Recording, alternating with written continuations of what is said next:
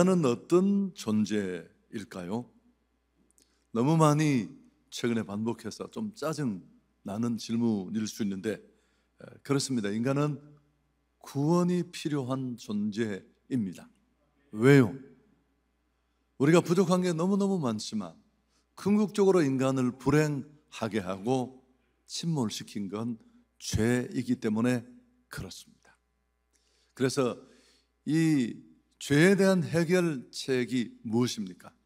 예수 그리스도를 통한 십자가 복음이 바로 해결책입니다. 그렇다면 이미 예수 믿고 구원받은 자에게 죄는 어떤 영향을 미칠까요? 우리는 완전히 죄는 폐기되고 죄로부터 자유롭게 되었을까요? 네, 그렇지 않습니다. 여전히 죄는 우리 가운데 남아 매번 우리 자신을 힘들게 합니다. 구원 이후에도 우리는 죄로부터 완전히 자유롭지 못하죠. 한번 목욕했다고 다시 손발을 씻을 이유가 없는 것이 아니듯이 사도 바울이 로마서에서 한 고백을 우리는 기억합니다. 여전히 새로운 생명과 함께 자기 안에 치열하게 내적 공방을 벌이고 있는 그 죄의 존재를 실토했잖아요. 사망의 몸이라고. 얼마나 실감나는 어휘를 통해 우리에게 알려주었습니다. 우리가 살아가는 동안 수없이 많은 장애물들을 우리는 만나게 됩니다. 사건, 사고, 질병. 그러나 이 모든 것들 중에 큰 암초가 있습니다. 그게 바로 인간의 죄입니다. 구원받기 전이나 구원 이후도 마찬가지입니다. 우리를 실패하고 망가뜨릴 뿐만 아니라 삶에도 신앙에도 정말 소중한 것들을 다 빼앗아가 버립니다. 이런 표현을 한번 써보면 어떨까요? 고난보다 죄가 훨씬 치명적입니다. 겹겹이 어려움이 우리를 덮치고 성경의 표현대로 사방으로 우겨싸임을 당해도 우리는 얼마든지 다시 믿음으로 일어날 수 있습니다. 오히려 전화위복이 되는 경우도 더 많잖아요. 죄는 다릅니다. 인생을 망가뜨리고 한수만 있으면 사단은 이 죄를 볼모로 인간을 끝까지 멸망으로 끌고 갑니다. 우리가 다윗의 신앙 여정, 그의 삶의 여정을 쭉 추적했는데 다시 이제 행축을 끝내고 오늘 사무엘하 11장으로 돌아왔는데요. 다윗은 정말 위대한 신앙인입니다. 하나님이 그를 바라보고 너 참 내 마음에 든다. 내가 너와 함께 일하고 싶다. 그럴 만큼 그런 참 좋은 면이 많았습니다만은 무엇보다도 다윗은 사울의 10년 넘는 그 상상할 수 없는 공격과 핍박, 그 고난을 잘 통과하고 이겨냈습니다. 그런데 오늘 이 사무엘하 11장에 오면 죄를 넘어서지 못합니다. 그래서 큰 타격을 받고 정말 다윗의 생애에 씻을 수 없는 오점을 남기게 됩니다. 죄는 결코 호락호락하지 않습니다. 그래서 오늘 이 시간에 좀 죄의 속성을 우리가 다시 한번 정리해보고 대비한다면 얼마든지 좀 더 나은 완전히 자유롭고 완전한 극복은 모르지만 승리를 만들어 갈 것입니다. 자, 우선 첫 번째, 죄는 우리가 나태할 때 찾아옵니다. 너무 뻔한 일인데 우리가 틈을 보이면 그 틈을 집요하게 밀고 들어옵니다. 다윗의 생애 가운데 학자들의 분류를 보면 9장, 사무엘하 9장을 넘어서면 쇠퇴기로 봅니다. 참 재미있는 건 그런데 국가적인 면에서 이스라엘을 보면 어떨까요? 최절정의 시기예요. 정말 승승장구. 그 누구도 다윗을 막을 수 없을 만큼 국력은 막강했고 태평성대를 누렸고 마음먹고 생각한 일들이 다 이루어지는 그런 때였습니다. 무엇보다도 정치적으로 경제적으로 나라가 안정이 되자, 여러분 좋은 건 항상 좋은 일만 있는 건 아니에요. 다윗은 상대적으로 영적으로 조금씩 나태해지기 시작했습니다. 자, 1절 2절을 다시 한번 보시면 그 해가 돌아와 왕들이 출전할 때가 되매 다윗이 요압과 그에게 있는 그의 부하들과 온 이스라엘 군대를 보내니 그들이 암몬 자손을 멸하고 랍바를 에워쌌고 다윗은 예루살렘에 그대로 있더라. 저녁 때 다윗이 그의 침상에서 일어나 왕궁 옥상에서 거닐다가 그곳에서 보니 한 여인이 목욕을 하는데 심히 아름다워 보이더라. 그러나라는 부분을 좀 다른 색깔로 했는데 우리 번역이나 킹 제임스 버전 같은 데는 빠져있는데 원문에 있는 내용입니다. 겨울에는 비가 많이 와서 전쟁이 쉽지 않았다고 합니다. 봄이 오면 날씨가 좋아지고 치열한 전쟁이 벌어지는데 요압을 중심으로 한 암몬과의 전쟁이 다시 재개되었습니다. 요압과 이스라엘의 군사들은 이제 싸움을 싸우러 나갔는데 그러나 다윗은 예루살렘에 그대로 있었다. 성령이 우리에게 무언가 하나님은 깨닫게 하시려고 다윗의 삶이 그냥 일상적으로 보기에는 너무 평안하고 국가적으로나 개인적으로 최고의 때를 누리고 있지만 그런 왕의 태도를 인정하지 않는 불길한 그러나 이 단어 안에 어쩌면 이후에 일어날 그 많은 일들을 설명해 주는 단초가 숨겨져 있습니다. 사랑하는 여러분, 다윗은 영적으로 나태해졌고 결국은 해이해질 대로 해이해졌습니다. 군인들은 전쟁터에서 피를 흘리고 있는데 왕은 안전하다 생각하고 긴장이 풀어졌고 실컷 낮잠 자고 한가로이 산책을 하고, 여러분 이런 경우 10중 8구 마귀의 밥이 될 수 있습니다. 죄의 포로가 될 수 있는데 바로 이렇게 영적으로 나태할 때 죄가 훅 하고 쳐들어왔고 치고 들어왔고 다윗은 실패하게 됩니다. 마침내 바로 이런 때에 다윗은 아름다운 여인 바세바를 보게 되고 무력하게 침몰하게 됩니다. 거인 골리앗을 만났을 때 다윗의 모습을 우리는 기억합니다. 그는 믿음으로 깨어 있었습니다. 온 이스라엘이 엘라 골짜기에 코를 박고 힘 한 번 쓰지 못할 때, 주눅이 들어있을 때 너는 칼과 단창으로 내게 나오지만 나는 만군의 여호와의 이름으로 나아간다.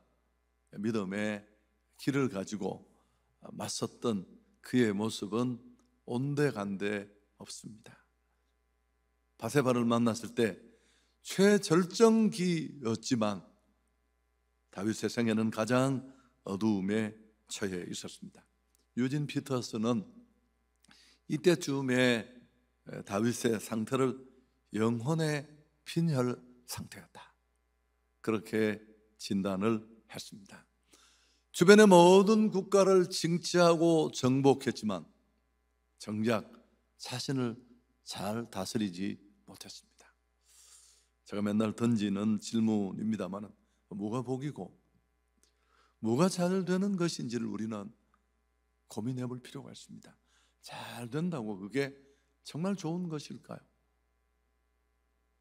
아니면 나쁘다고 그게 정말 나쁜 것일까요? 시인이 가난하게도 마옵시고 부하게도 마옵시고 라는 이런 기도를 했던 이유는 그 축복이, 그 하나님이 그 복을 가능하게 했던 하나님과의 관계를 멀어지게 한다면 유익이 되지 않는 것을 알기 때문에 그렇습니다. 여러분, 넘어지는 사람은 다 잘 나가는 사람들이에요.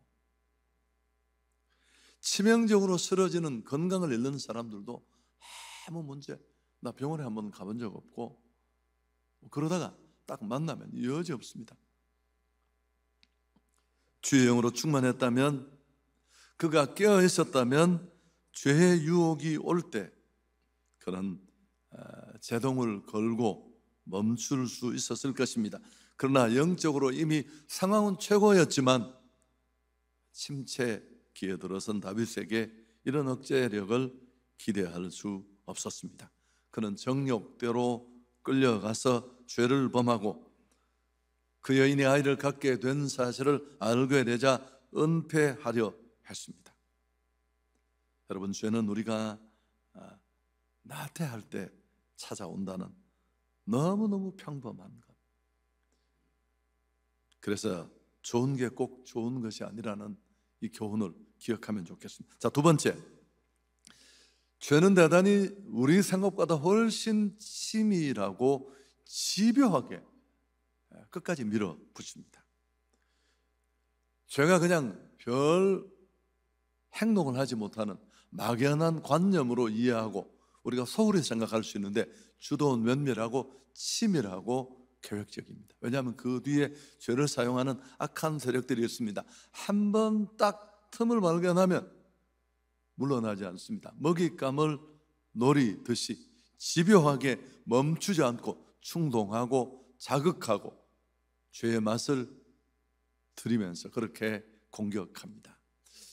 마치 격투기를 가끔씩 보면 그렇잖아요. UFC에 코너 맥그리거라는 굉장히 전설적인 분이죠. 그래서 패더급, 라이터급을 동시에 챔피언을 가지고 있는, 그래서 심심하다고 또 은퇴하고 그랬어요. 또 나오고 이런 분인데, 여러분, 이 코너 맥그리거가 포이리에라는 별로 잘하는 분이지만 알려지지 않은 사람을 만나서 2번 연달아 치고 거의 은퇴를 해야 될 지경이에요. 딱 하나예요. 약점이 거의 없습니다. 펀치도 원체 세고. 근데 그 로우킥, 중심을 오른발을 앞으로 보냈을 때 가볍게 아래를 내려치는 그 집요하게 2차전에서 그래서 침몰했고, 두 번째 다시 나와서도 두 번째 그 세 사람이 세 번째 만날 때도 더 빠르게 침몰했습니다. 약점을 알았지만 충분히 대비하지 못했습니다. 약간 이상한 눈빛으로 보는 목사님이 맨날 격투기나 보시고, 자주 보지는 않습니다만은, 여러분, 그렇습니다. 죄는 사정을 두지 않습니다. 타겟을 삼게 되면 놓아주지 않습니다. 파멸로, 영멸로, 죄를 볼모로 인생을 지옥까지 끌고 가잖아요. 술에 한번 잡혀서 정말 완전히 인생이 다 망가지는 거 너무너무 많이 봤고요. 여러분, 다윗을 보시면 다윗이 오늘 이 11장에, 사무엘하 11장에 그가 죄를 탐닉하고 죄를 키워가고 죄를 향해 내닫는 모습을 보면 이해가 되잖아요. 이게 다윗인가? 우리가 알고 있던 다윗이 아니고, 무엇보다도 마치 이 죄를 오래전부터, 한 20년 전부터 철저하게 준비하고 계획하고, 이런 일이 생기면 이렇게 피해가야지 계획한 것처럼 보입니다. 목욕하는 여인의 아름다운 모습을 발견하고 3절 4절에 보면 그가 묻습니다. 저 여자가 도대체 누구냐? 그러자 신하가 뭐라고 대답합니까? 우리아라는 사람의 아내 밧세바라는 여인입니다. 3절 4절의 내용이에요. 여러분, 원문이 꼭 그런 뉘앙스를 담고 있는지를 알 수는 없지만 마치 이 신하는 이미 한 남자의 아내입니다. 이렇게 정신을 차리게 하려는 듯, 경고하는 듯 그렇게 보여집니다. 다윗은 아랑곳하지 않습니다. 꾸준히 죄를 키워 진전시켜 그 여인을 데려오게 하고 죄를 범합니다.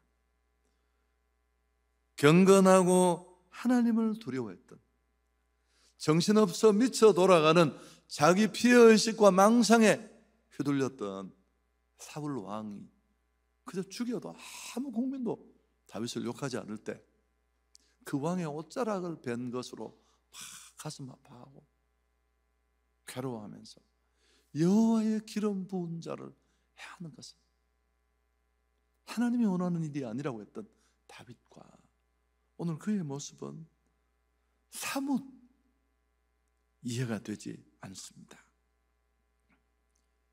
끝끝내 죄에 사로잡혀 멈추지 않고 자신의 계획을 실행해 옮깁니다. 여러분, 여기서 끝나는 게 아니잖아요. 그 파렴치함은 이제 그걸 향해 치닫습니다.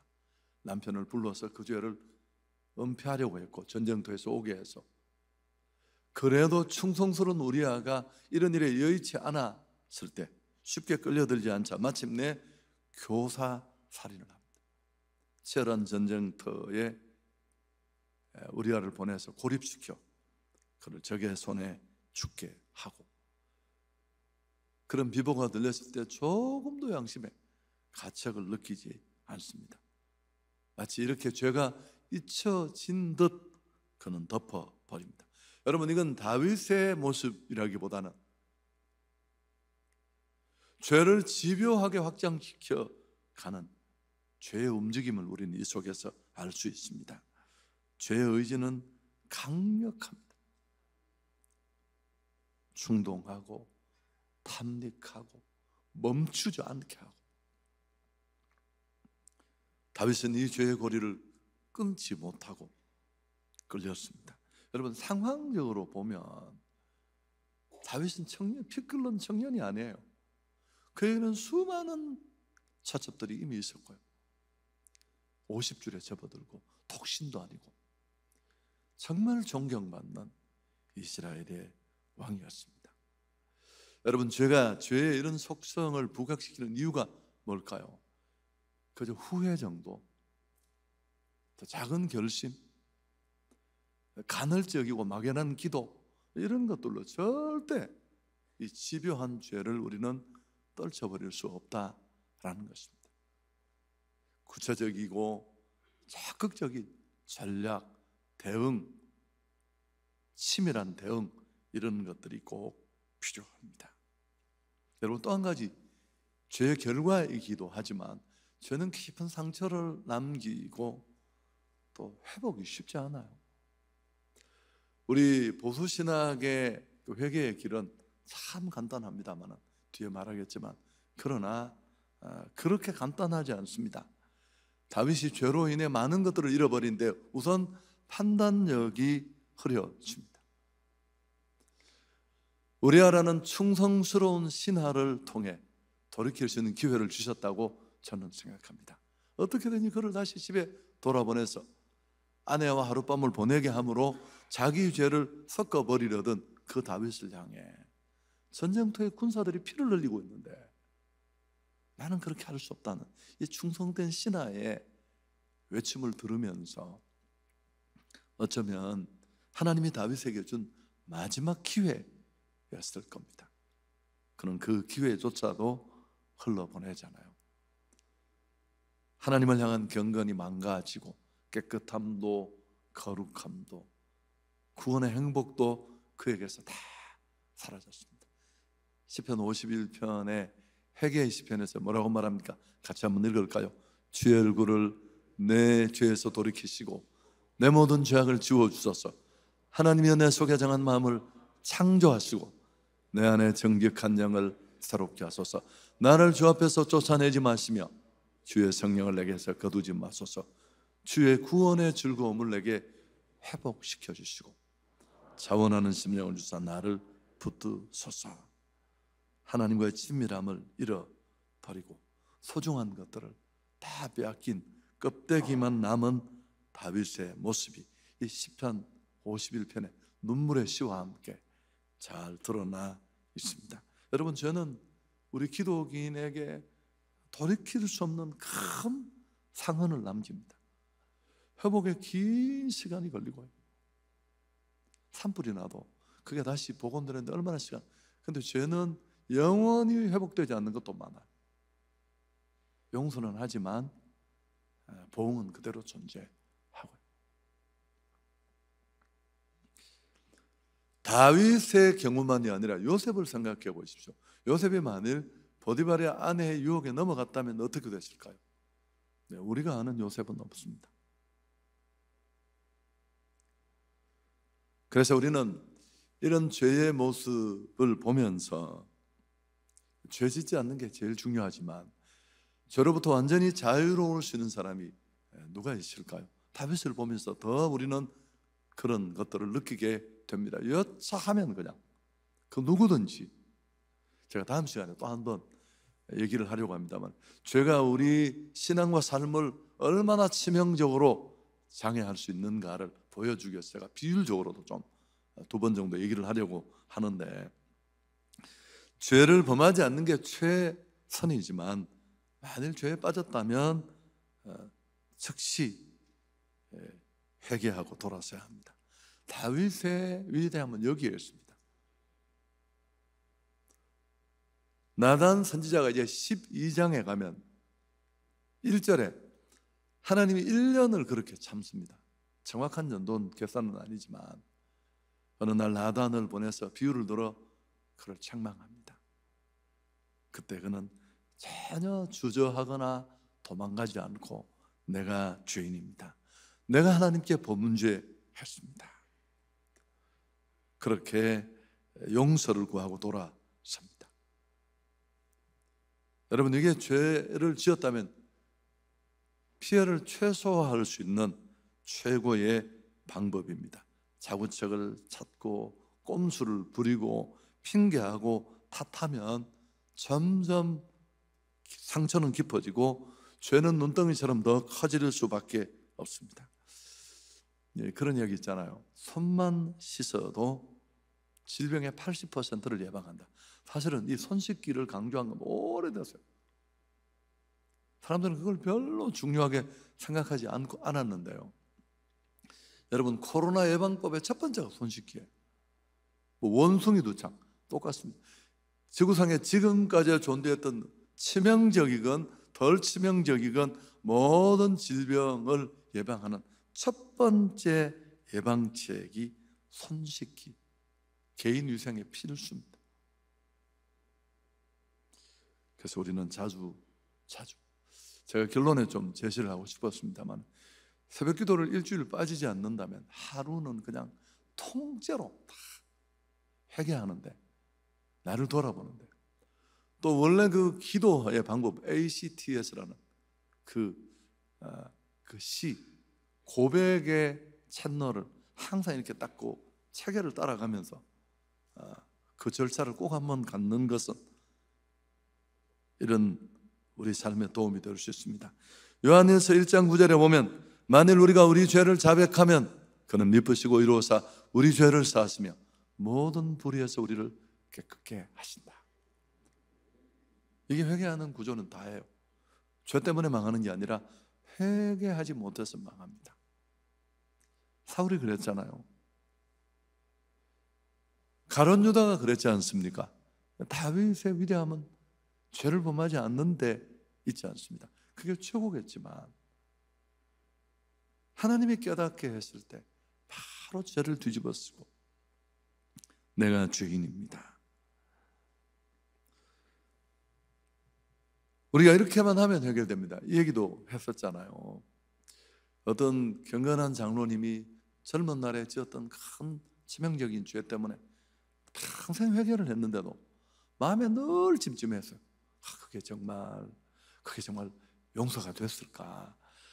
만일 우리가 우리 죄를 자백하면 하나님은 미쁘시고 의로우사 모든 불의에서 우리를 깨끗하게 한다고 했는데 그게 정말 액면 그대로 될까 궁금해서 어느 날 영빨 센 분을 한 번 만났을 때 자기가 하나님과 막 교통을 한다고 하니까 너무 신비하게 듣지 말고 그냥 약간 들으시면 됩니다. 그래서 그분한테 다음에 하나님과 깊은 기도 때 만남이 있으면 꼭 한번 물어봐 달라고, 내 죄가 정말 용서가 됐는지. 그래서 다음에 만났대요. 물었더니만 그분이 뭐라고 했다고요? 하나님께 물었더니만 하나님이 무슨 죄야 도대체? 생각이 안 난다고 했대요.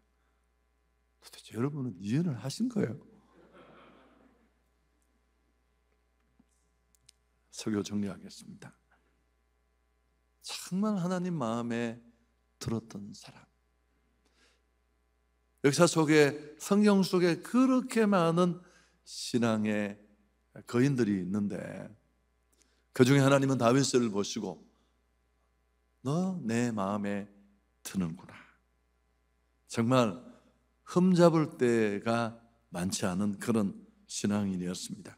그렇지만 그도 사람인지라 죄로부터 자유롭지 못했고 죄의 유혹에 넘어졌습니다.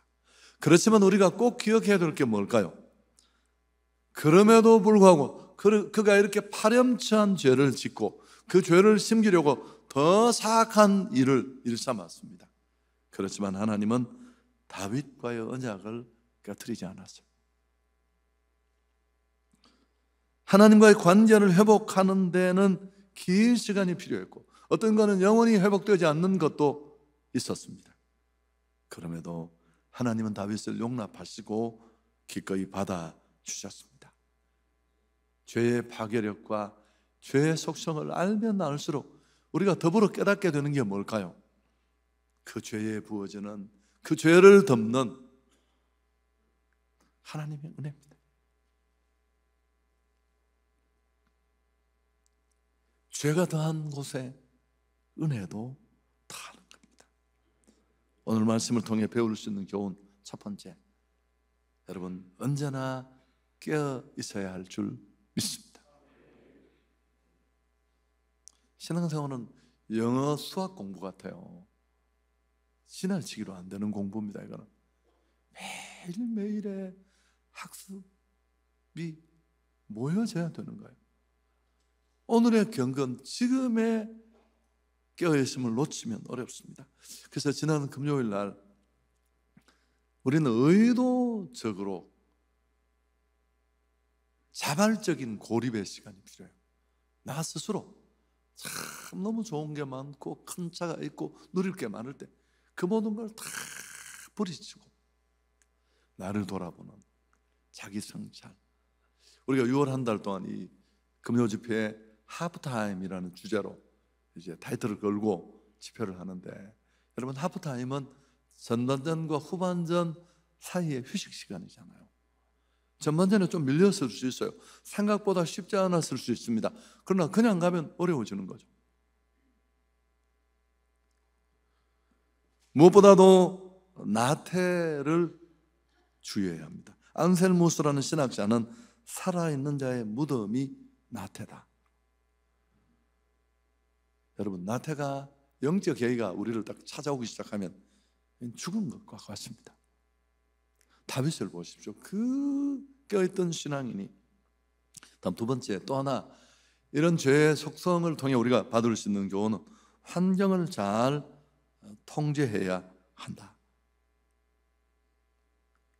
환경은 우리가, 죄의 공격은 우리가 받겠다 안 받겠다 예스 노가 어렵지만 환경을 차단하는 건 할 수 있잖아요. 마틴 루터는 이런 말을 했습니다. 우리의 죄성은 남자의 수염과 같다. 아침에 그것을 깎지만 깨끗하게 보이지만 다음 날이면 또 자란다. 매일 아침 깎아야 한다. 저는 수염도 많지 않은데 거기에 우리 집사님이 계셔서 이걸 또 다 뽑아주셨어요. 박대수 목사님 뽑을 때 저도 같이 뽑았는데 또 나요. 여러분 정말 수염이 많은 분들은 오죽하겠습니까? 죄는 모양이라도 버려야 합니다. 듣는 것, 보는 것, 교제권, 나를 약하게 한다면 그게 왜 필요할까요? 그리고 앞에 말했지만 그 기도에 정해진 찬양, 회개라는 이런 아주 기본 스텝을 잘 지키면서 새벽마다 1000번씩 주시옵소서만 하는 무당 같은 기독인이 되면 안 됩니다. 내 죄는 날마다 사역하는데 주문만 늘어나는 자기 성찰이 없는 껍데기 종교인이 될 수 있습니다. 한 가지, 제가 이 구절은 정말 제 인생에 너무 소중한 구절인데 한 10번 여러분 들으셨을 것 같아요. 로마서를 강의하는 동안에 가장 꽂혔던 말씀이고, 또 한 번 언젠가 제가 은퇴 전에 로마서를 다시 한번 살피고 싶다면 이 구절 때문이기도 합니다. 여러분 로마서 6장 11절에 같이 한번 읽을까요? 이와 같이 너희도 너희 자신을 죄에 대하여는 죽은 자요 그리스도 예수 안에서 하나님에 대하여 산자로 여길지어다. 죄가 막 충동하고 죄의 자리에 우리를 부를 때 우리가 전혀 반응을 안 할 수는 없어요. 왜냐하면 우리 안에 죄의 자락이 여전히 존재합니다. 치열하게. 그거 원래 내가 놀던 세계인데, 그건 내 체질인데. 여러분, 근데 그때마다 이 죄가 우리를 충동하고 부를 때마다 우리가 내 안에 이 구절을 들려줘야 돼요. 이와 같이 너희도 너희 자신을 죄에 대하여는 죽은 자요 그리스도 예수 안에서 하나님에 대하여는 산 자로 여길지어다. 이 동사, 여기다라는 이 동사가 너무너무 어려운 단어예요. 근데 이걸 어떤 한 분이 너무 쉽게 설명했습니다. 의식화한다. 죄가 나를 부르고 죄가 나를 충동하고 죄가 나를 몰아갈 때 그 소리만 듣고 끌려가지 말고 우리는 이 외침을 더불어 함께 외쳐. 난 구원받은 자고 십자가에서 하나님이 내 자기 아들을 죽임으로 나를 죄에서 구해 주었고 죄에 대해서는 나는 이제 죽은 사람이에요. 죄가 부르면 나는 이미 죽어서 사망 선고가 내려진 사람입니다. 제가 이 얘기도 교통사고로 신체 일부를 잃은 분들이 제일 힘들어하는 게 환상통이라는 통증이 있대요. 팔은 없는데 그 팔이 붙어 있는 것처럼 고통이 막 어떤 날 몰려오면 이건 인간이 겪을 수 있는 가장 큰 고통이래요. 죄에 대해서 나는 죽었는데 그때 이 선고를 자신에게 들려요. 난 죄하고는 끝난 사람이야. 선교하자고 의로운 일 하자고 남을 돕자고 말할 때 내 안에 그럴 이유가 별로 없지만 나는 그런 일에 이제 산자야. 아멘. 여러분, 이게 위력이 있어요. 그때 제가 이 얘기를 해서 이 의식화를 좀 더 리얼하게 설명하기 위해서 제가 들었던 예도 기억나시나요? 한국의 장남, 장녀들은 장남은 항상 엄마 아빠로부터 얘기를 듣고 동생하고 싸워서 동생이 다 먹고 형 거 또 뺏어갔는데 형이 같이 한 명 때리면 엄마 아빠가 불러놓고 야 임마 너는 형이야 이 자식아. 아니 형이 참아야지. 엄마 아빠가 너를 믿고 동생을 맡겨두는데 네가 동생을 패서 되겠어? 그러면 형은 너무 부당하다고 생각하죠. 아니 지 거 다 먹고 내 거 뺏어 먹었는데. 이런 이야기를 한 달 듣고 1년 듣고 10년을 듣고 20년을 들으면 어떻게 돼요? 형이 형 같다니까요. 반응이 이러면 저는 설교를 마칠 수가 없습니다. 여러분, 참 우리 마음을 무너지게 하는 이 구절을 보여드리고 마치려고 하는데 믿음이 뭘까요? 찬양 잘하는 거, 기도를 요청하게 하는 거, 커리어. 같이 한번 읽습니다. 믿음은 죄를 가져. 이게 믿음의 핵심이에요. 다음 설교를 들으면 더 분명해지겠지만 믿음이 뭐라고요? 죄를 가져라. 하나님 경험을 돌리겠습니다.